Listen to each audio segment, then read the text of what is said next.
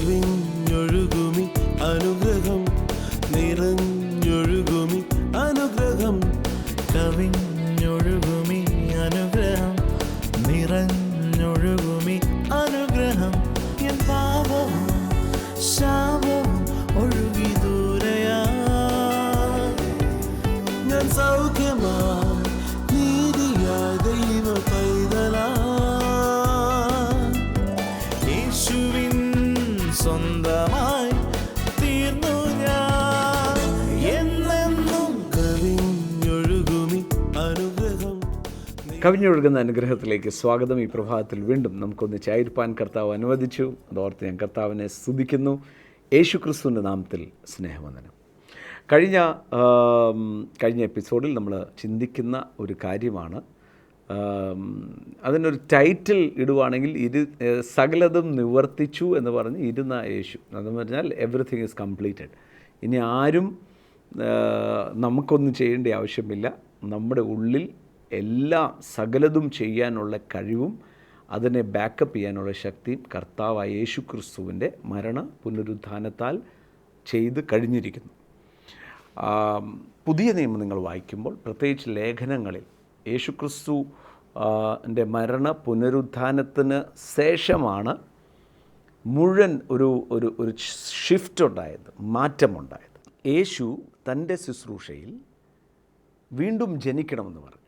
വീണ്ടും ജനനമില്ലാതെ ദൈവരാജ്യത്തെ സംബന്ധിച്ചൊന്നും അറിയാനേ പറ്റത്തില്ല. അതുകൊണ്ടാണ് ഇന്ന് ക്യാൻസർ സൗഖ്യമായി, അല്ലെങ്കിൽ പുതിയ കണ്ണ് സൃഷ്ടിക്കപ്പെട്ടു എന്ന് പറയുമ്പോൾ വീണ്ടും ജനിക്കാത്തവനെ കളിയാക്കാനുള്ളവ. ക്രിസ്ത്യാനിയാണെ പോലും വീണ്ടും ജനിക്കാത്തതാണെങ്കിൽ കളിയാക്കും. ചിലർ ഈ യൂട്യൂബിലൊക്കെ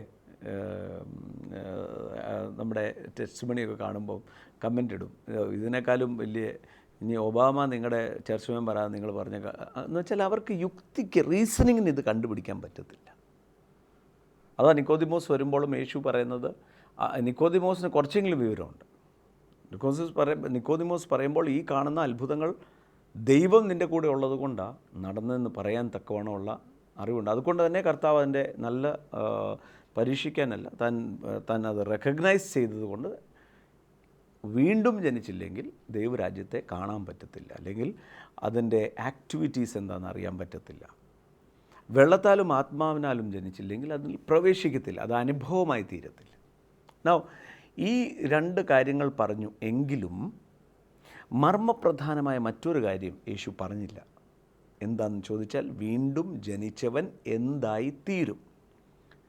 അങ്ങനെ വീണ്ടും ജനിച്ചവൻ എന്തായി തീരും എന്നതിനെക്കുറിച്ച് യേശു ഇങ്ങനെയാണ് പറഞ്ഞത്, എനിക്ക് ഒത്തിരി കാര്യങ്ങൾ പറയാനുണ്ട്, പക്ഷെ നിങ്ങൾക്ക് മനസ്സിലാകത്തില്ല, നിങ്ങൾക്ക് ഒട്ടും പിടികിട്ടത്തില്ല. പക്ഷേ പരിശുദ്ധാത്മാവ് വരുമ്പം അവൻ നിങ്ങൾ സകല സത്യത്തിലും വഴി നടക്കും. He will be a helper to you. ഒരു ഹെൽപ്പറായിട്ട് കൂടെ നടക്കും, സഹായിക്കും, പഠിപ്പിക്കും, ഓർമ്മിപ്പിക്കും എന്ന് പറഞ്ഞ് പെന്തക്കോസ് നാളിലാണ് യേശു സ്വർഗത്തിൽ ചെന്ന് പിതാവിൻ്റെ വലത്ത് ഭാഗത്ത് ഇരുന്ന് പരിശുദ്ധാത്മാവ് ഭൂമിയിൽ വന്നു.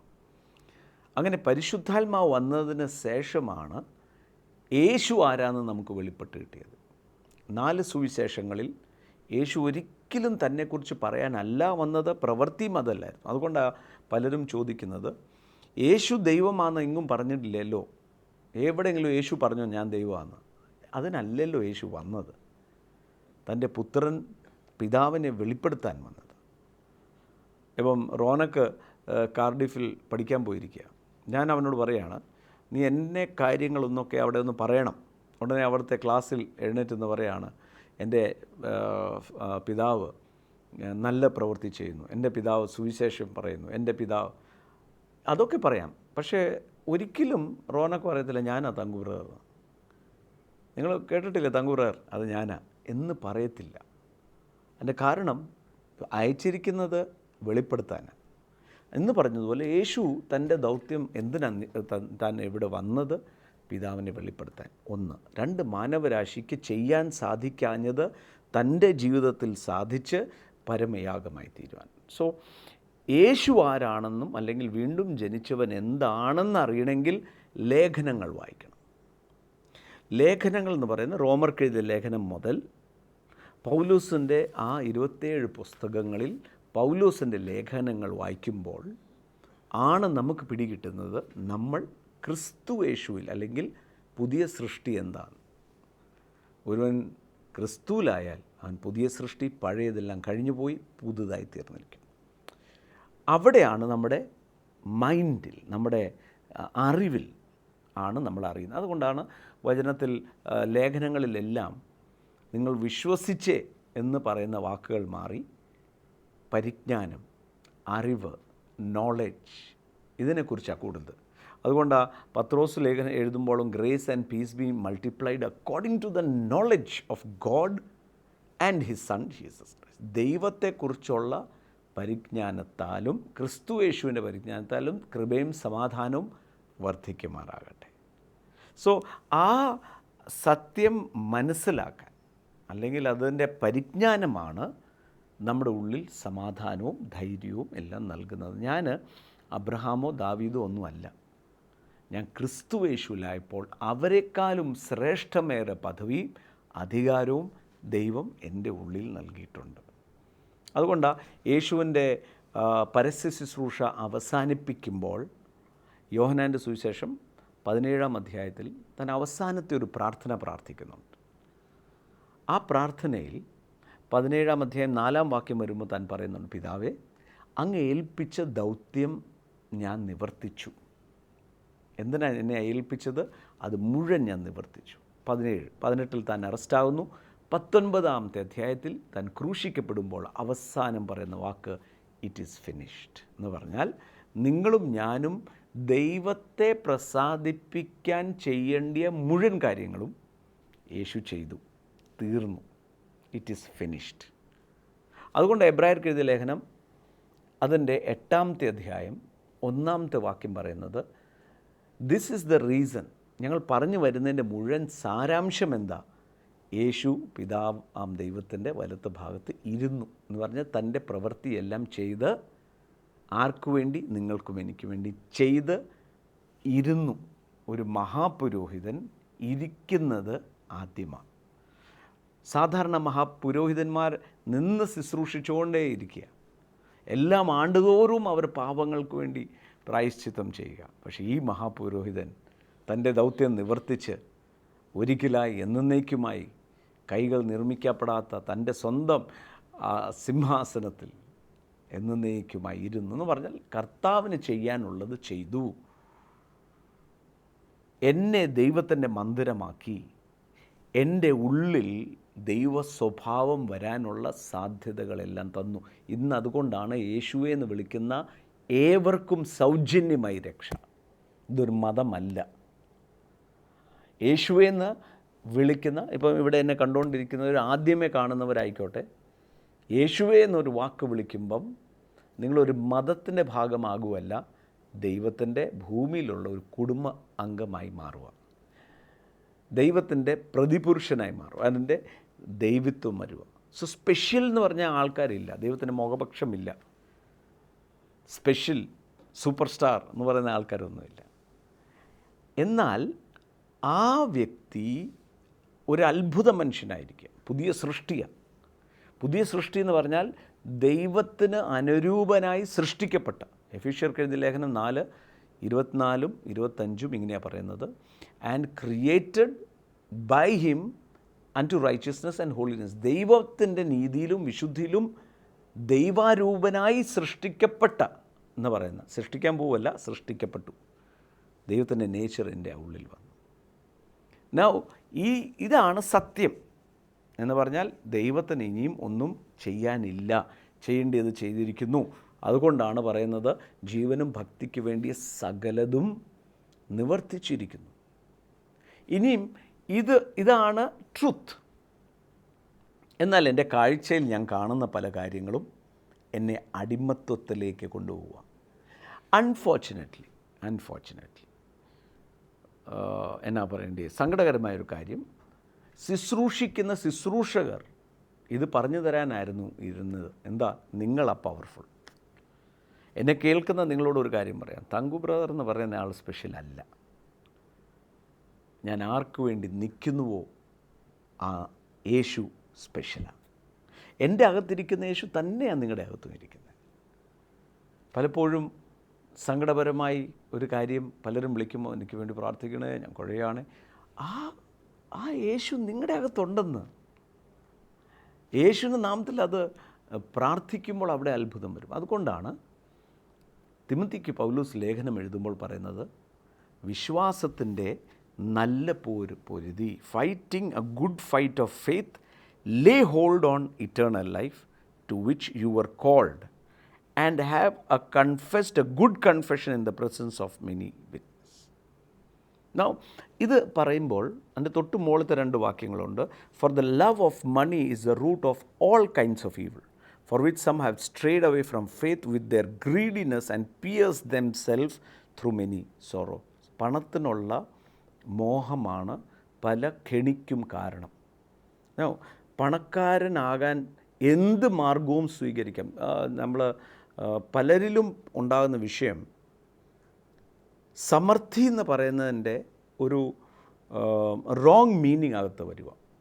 സമൃദ്ധി എന്ന് പറഞ്ഞ് സാമ്പത്തികമായ ഉയർച്ച മാത്രമല്ല, ആരോഗ്യം, കുടുംബജീവിതത്തിലെ നന്മ, എല്ലാ മേഖലകളിലും നിറവ്, ക്രിസ്തുയേശു എന്നുള്ള നിറവ്.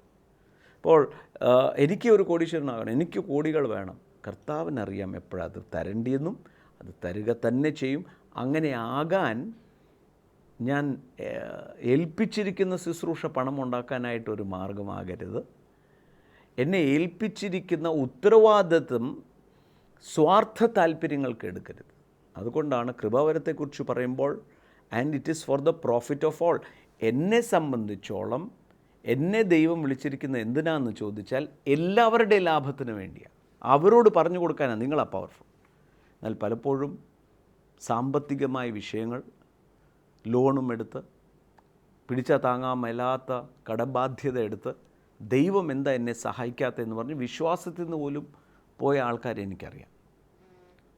എന്നാൽ മനസ്സിലാക്കണം, കർത്താവിൻ്റെ ഓരോ വാക്കുകളും ഈ ഭൂമിയിലുള്ള വാസത്തിൽ പ്രാക്ടിക്കൽ വിസ്ഡമാണ് തന്നിരിക്കുന്നത്. യേശു തന്നെ തൻ്റെ ശുശ്രൂഷ മധ്യേ പറഞ്ഞ 2 കാര്യങ്ങൾ. ഒന്ന്, നിങ്ങൾ ഗോപുരം പണിയുന്ന മുമ്പേ അതിന് വേണ്ടിയ പണം സ്വരൂപിച്ചിട്ട് പണിയാവുള്ളൂ. അല്ലെങ്കിൽ നിങ്ങളുടെ പണി ഇടയ്ക്ക് വെച്ച് നിന്നു പോവും, നാട്ടുകാർ നിങ്ങളെ കളിയാക്കും. എന്നാൽ യേശു അങ്ങനെ പറയേണ്ട വല്ലോ ആവശ്യമുണ്ടോ? യേശു എന്നാ പറയേണ്ടിയേ? നിങ്ങൾ പണി തുടങ്ങിക്കോ, ബാക്കി ഞാൻ ഏറ്റെന്നല്ലേ? ഒരിക്കലും ചെയ്യത്തില്ല. നോ. വിസ്ഡം. ചിലർക്ക് വാഹനം വേണം.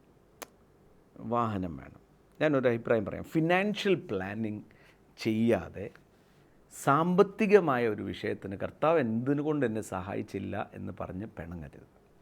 ഫിനാൻഷ്യൽ പ്ലാനിങ് വളരെ അത്യാവശ്യം. എനിക്ക് 15,000 രൂപ മാസം ശമ്പളം കിട്ടുന്നുണ്ട് എന്ന് വിചാരിച്ച് 10,000 രൂപ CC അടയ്ക്കേണ്ട വണ്ടി ലോൺ എടുക്കരുത്.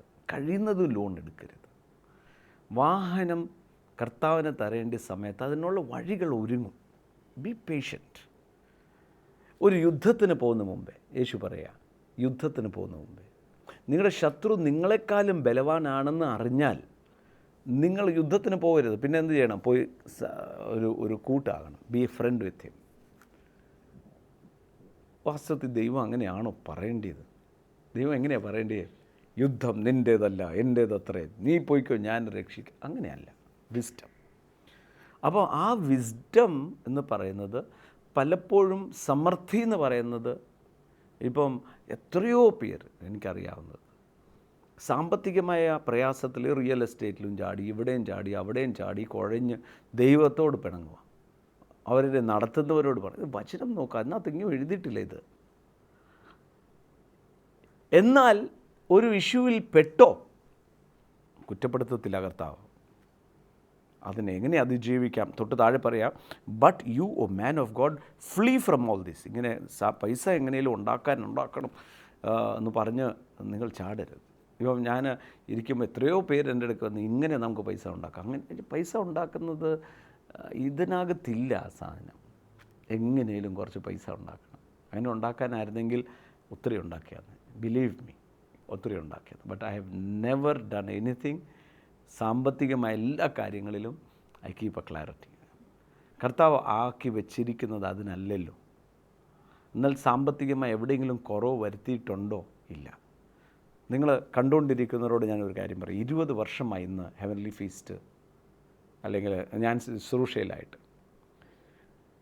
ഹെവൻലി ഫീസ്റ്റിന് ഇന്ന് വിദേശത്ത് നിന്ന് വരാനുള്ള FCRI പോലുമില്ല. എന്ന് പറഞ്ഞാൽ അതിൻ്റെ അർത്ഥം എന്താ?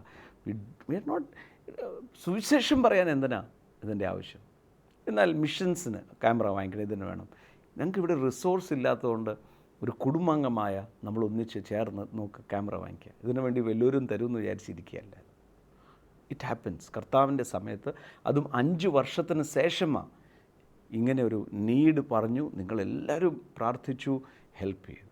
അതിനല്ല കർത്താവാക്കിയത്.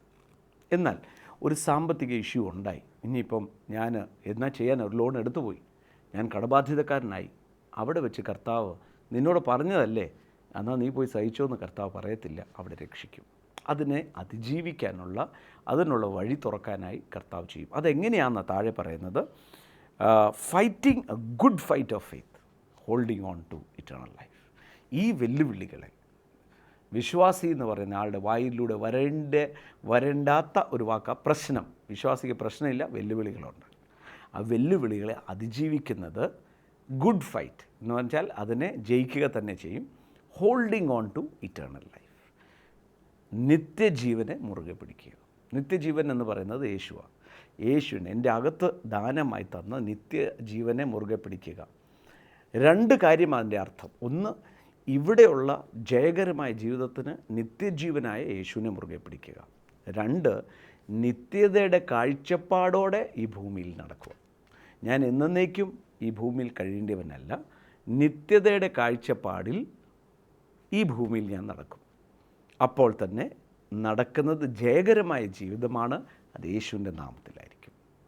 ഇതിന് fighting a good fight of faith, വിശ്വാസം ഉപയോഗിച്ചായിരിക്കും ഞാൻ ജീവിക്കുന്നത്. അതാ പൗലോസ് പറയുന്നത്, ഞാൻ ക്രൂശിക്കപ്പെട്ടിരിക്കുന്നു, I am crucified with Christ. ഇനിയും ജഡത്തിലുള്ള, ഈ ശരീരത്തിലുള്ള, ഈ ഭൂമിയിൽ എൻ്റെ ജീവിതം ദൈവപുത്രനിലുള്ള വിശ്വാസത്തിലാണ്. എങ്ങനെയാണ്? എന്തുകൊണ്ട് ഞാൻ വിശ്വസിക്കണം? താൻ എന്നെ സ്നേഹിക്കുകയും എനിക്ക് വേണ്ടി മരിക്കുകയും കൂടി ചെയ്തു. അതുകൊണ്ട് ഇനി യേശുവിലുള്ള വിശ്വാസം എന്ന് പറഞ്ഞാൽ എന്താ? യേശു പറഞ്ഞ വാക്കിലായിരിക്കും ഞാൻ ഇനി വിശ്വസിക്കുന്നത്. So fighting a good fight of faith. വിശ്വാസത്തോടെ, എന്തിലുള്ള വിശ്വാസമാണ്? ക്രിസ്തു യേശു പറഞ്ഞ വാക്കിലും നിത്യതയുടെ ഉറപ്പിലും ഉള്ള വിശ്വാസത്തിൽ ഉള്ള നല്ല പോർ. പലപ്പോഴും നമ്മുടെ ഉള്ളിൽ വരുന്ന ചിന്താഗതിയാണ്, എനിക്ക് വിശ്വാസമില്ല. ആ നമ്പർ 1 ചിന്ത തന്നെ ഇടിച്ചു കളയണം. ആ കോട്ടയുടെ പ്രയാസം എന്താണെന്ന് ചോദിച്ചാൽ, മറ്റുള്ളവരെ നമ്മളെക്കാളും ശ്രേഷ്ഠമാണെന്ന് പറഞ്ഞാൽ വിശ്വാസത്തിൽ ഭയങ്കര അവരിൽ ആശ്രയിക്കാൻ തുടങ്ങും. അവരിലല്ല ആശ്രയിക്കേണ്ടത്, നമ്മളിലുള്ള ക്രിസ്തു യേശുവിൽ ആശ്രയിക്കണം. ഞാൻ ഓർക്കുന്നുണ്ട്, ഞാൻ വിശ്വാസത്തിൽ വരുന്ന സമയത്ത് പ്രതിസന്ധികൾ, ഒത്തിരി വെല്ലുവിളികൾ എൻ്റെ മുമ്പിലാണ് നിൽക്കുന്നത്. ആ വെല്ലുവിളിയുടെ മുമ്പിൽ നിൽക്കുമ്പോൾ ആണ് ഞാൻ പാസ്റ്റർ ആമോസ് ഇങ്ങനെ വിളിക്കുന്നത്. അദ്ദേഹത്തെ വിളിച്ച് പറയും, ഒന്ന് പ്രാർത്ഥിക്കണം. അദ്ദേഹം ഫോൺ വഴി പ്രാർത്ഥിക്കും. ഒരു 2-3 പ്രാവശ്യം പ്രാർത്ഥിച്ചു കഴിഞ്ഞപ്പോൾ അദ്ദേഹം ഒരു ദിവസം എന്നോട് അങ്ങ് വഴക്ക് പറഞ്ഞു. എന്തിനാണ് എന്നെ എപ്പോഴും വിളിക്കുന്നത്? ഞാനാണോ വിളിക്കുന്നത്? I was shocked. ഞാൻ ഷോക്ക്ഡായെന്ന് പറഞ്ഞാൽ ഞാനെന്തോ തെറ്റ് ചെയ്ത പോലെ ആയിപ്പോയി. അദ്ദേഹം ഫോൺ താത്ത് വെച്ചു, ദേഷ്യപ്പെട്ടു. എന്നെ എന്തിനാണ് വിളിക്കുന്നത്? ഞാനാണോ വിടുവിക്കുന്നത്? പ്രാർത്ഥിക്കണോ? അതുകൊണ്ടാണ് വിളിച്ച, തന്നെ പ്രാർത്ഥിക്കുക വെച്ചു. ഞാൻ വെല്ലുവിളി അവിടെ നിൽക്കുകയും വേറെ ആരെയും എനിക്ക് അറിയത്തുമില്ല. ഞാൻ പ്രാർത്ഥിക്കാൻ തുടങ്ങി, കരയാൻ തുടങ്ങി, നിലവിളിക്കാൻ തുടങ്ങി. തോമസ് ജോർജ്, ഡൽഹിയിലെ തോമസ് ജോർജ് ഫാസ്റ്റർ, നമ്മുടെ റീച്ച് വേൾഡ് വൈഡിൻ്റെ ഇപ്പോഴത്തെ CEO സ്റ്റീവിൻ്റെ ഫാദർ, അദ്ദേഹം ചോദിച്ചു, അതിന് ഈ പ്രശ്നം തന്നത് യേശുവാണോ അതോ പിശാചാണോ? എൻ്റെ മുമ്പിൽ കരഞ്ഞിട്ട് കാര്യമുണ്ടോ? ഞാൻ പറഞ്ഞു, ഇല്ല. Come on, resist him. യേശുവിൻ്റെ നാമത്തിൽ അതിനെ ഇറങ്ങിപ്പോകാൻ പറ. ദാരിദ്ര്യത്തിൻ്റെ ദുഷ്ടനെ, ഈ പ്രശ്നം ഉണ്ടാക്കുന്ന ദുഷ്ടൻ, come on, get out in Jesus name. ഞാനോർത്ത് നിലവിളിക്കണമെന്നായിരുന്നു പ്രാർത്ഥനാ ശൈലി മാറി. പിന്നീട് ഒരു 2-3 മാസം കഴിഞ്ഞ് ആ മുസ്ലിം എന്നെ തിരിച്ചു വെച്ചു. എങ്ങനെയുണ്ട്? അവന് ഭയങ്കര അത്ഭുതങ്ങളാണ്. കാര്യം ഞാൻ പ്രാർത്ഥിക്കാൻ തുടങ്ങി ഓരോ വിഷയം ദിവസം മാറുക. അപ്പോൾ അദ്ദേഹം പറഞ്ഞു, ഇപ്പം മനസ്സിലായോ, എൻ്റെ ആവശ്യമില്ല. എനിക്കൊരു കാര്യം പിടികിട്ടി. ഞാൻ അദ്ദേഹത്തെ വിളിക്കുകയും അദ്ദേഹം എല്ലാ ദിവസവും പ്രാർത്ഥിക്കുകയായിരുന്നു. ഞാൻ ഒരിക്കലും വളരത്തില്ല, ഒരു ശിശുവിനെ പോലെ എടുത്തുകൊണ്ട് നടക്കുക, ഫീഡ് ചെയ്യുക, അങ്ങനെയൊക്കെ ആയിപ്പോയെന്ന്. അതുപോലെ തന്നെ ഇന്ന് എന്നെ പലരും വിളിക്കുമ്പോൾ ഞാൻ ചില സമയത്ത് ഞാൻ തിരിച്ച് മറുപടികൾ ചോദിക്കാൻ തുടങ്ങും. And I make them feel uncomfortable. വേറെ ഒന്നും കൊണ്ടല്ല, നിങ്ങളെ സ്നേഹിക്കാതിരിക്കുന്നത് കൊണ്ടല്ല, എന്ന് വരെ നിങ്ങൾ മറ്റുള്ളവരിൽ ആശ്രയിക്കും. When are you going to stand on your own feet? സ്വന്തം കാലം എന്നാ നിൽക്കാൻ പോകുന്നത്? എല്ലാ ദിവസവും ഹലോ പ്രാർത്ഥിക്കണേ എന്ന് പറയാനാണോ? അതോ 100 കോടി ജനമാണ് ഇന്ത്യയിലുള്ളത്, 100 പരം 7 വർഷത്തിനകം നമ്മൾ ലോകത്തിലെ ഏറ്റവും വലിയ ജനസംഖ്യയായി തീരും. പ്രത്യാശയില്ലാത്ത ജനങ്ങൾ അതുപോലെ കൂടുക. എന്നാ നിങ്ങൾ സ്വന്തം കാലിൽ നിന്ന് മറ്റുള്ളവരോട് പറയാൻ പോകുന്നത്? ഈ യേശുവിൻ്റെ നാമത്തിൽ വിടുതലുണ്ട്. So unaware that I'm having faith. എനിക്ക് വിശ്വാസമുണ്ടെന്ന് അറിയത്തില്ല, പക്ഷെ മനസ്സിലാക്കണം, നമുക്ക് ലഭിച്ച ഒരു വിശ്വാസമാണ്. മാത്രമല്ല, വിശ്വാസത്തിൻ്റെ നായകനാണ് യേശു. ആ യേശു നമ്മുടെ അകത്തുണ്ട്. He's there. അതാ പൗലോസ് പ്രാർത്ഥിക്കാൻ പഠിപ്പിക്കുമ്പം ഇങ്ങനെ പ്രാർത്ഥിക്കുന്ന, ക്രിസ്തു വിശ്വാസത്താൽ നമ്മളിൽ വസിക്കേണ്ടതിന്. എൻ്റെ അകത്തുണ്ട്, പക്ഷേ ആ ബോധം പരിശുദ്ധാത്മാവ് എപ്പോഴും തരണം. എൻ്റെ അകത്തുണ്ട്, ഞാൻ പവർഫുള്ളാന്നുള്ള ബോധം എനിക്ക് വേണം.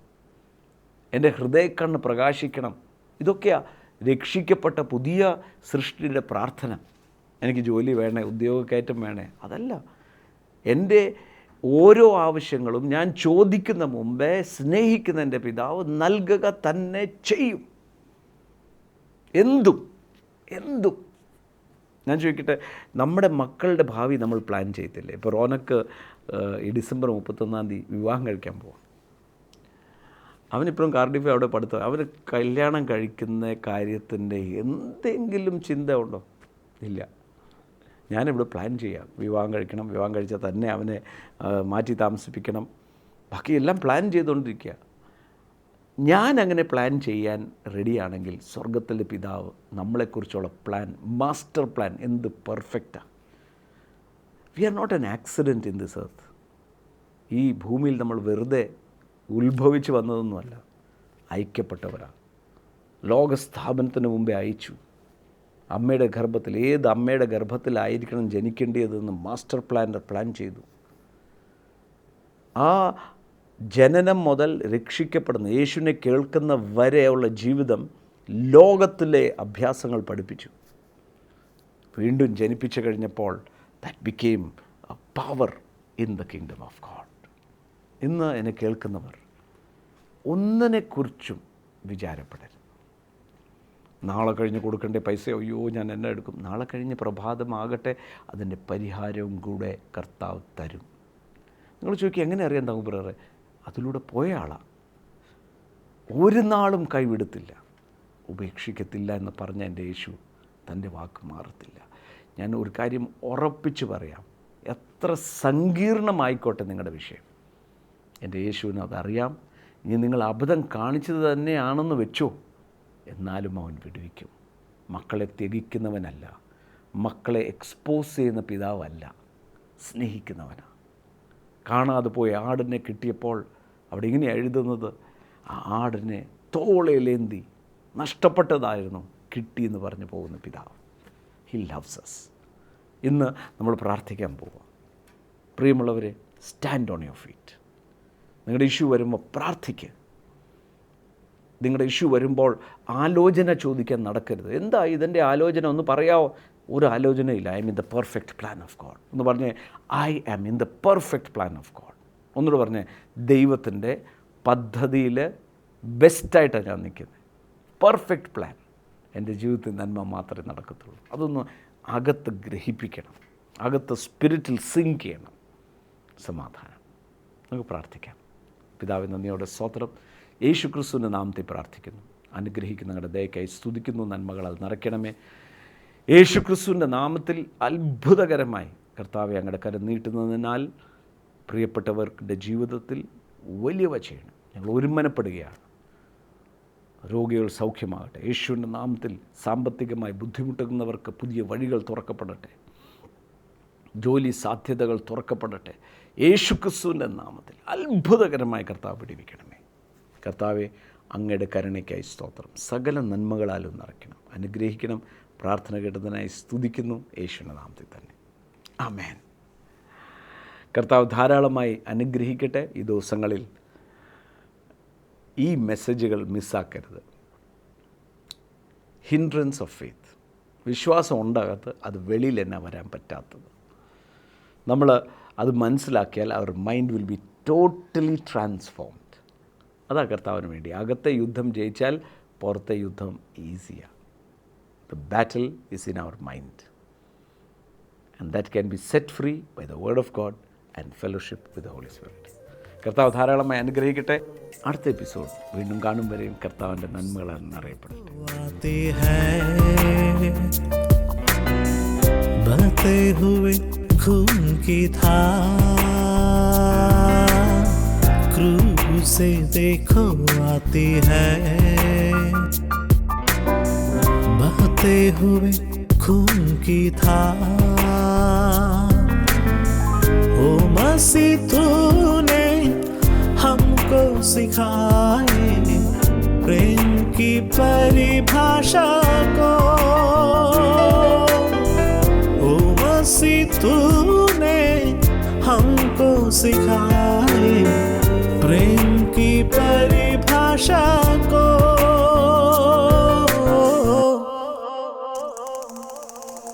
प्रेम का सागर है तू,